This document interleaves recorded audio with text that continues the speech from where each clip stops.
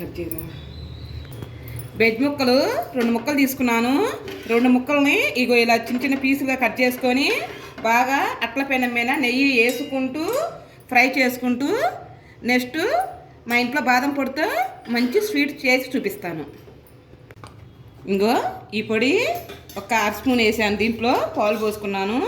1 spoon ఆ sweet కోసం వేసుకొని ఇలా తిప్పుకోవాలి. తర్వాత 1 గ్లాస్ పాలు పోసుకున్నాం స్వీట్ కోసం. అవి బాగా మరగనిద్దాము.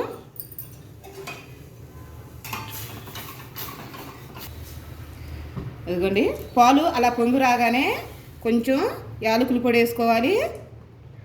యాలకుల పొడి వేసుకున్నాక ఇందాక మనం కలిపి పెట్టుకున్నాం కదా ఆ పొడి వేసుకుంటూ తిప్పుకోవాలి.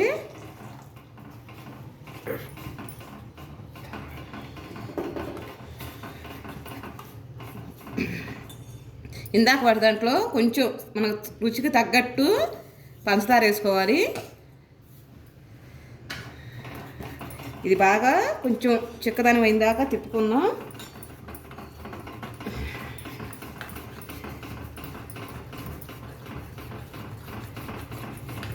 ఇదిగో ఇలా చిక్కదనం కాగానే ఆ బెడ్ ముక్కలు దీంట్లో వేసేసుకుందాం.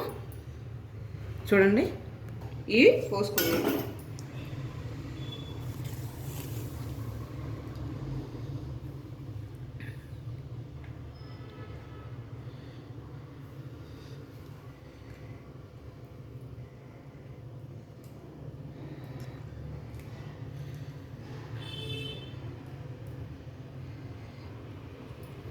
శుభ్రంగా దాంట్లో పోసుకున్నాం.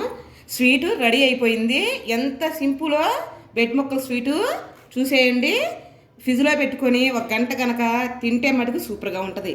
మీకు ఈ వీడియో నచ్చితే ఒక లైక్ చేసి ఒక కామెంట్ చేయడం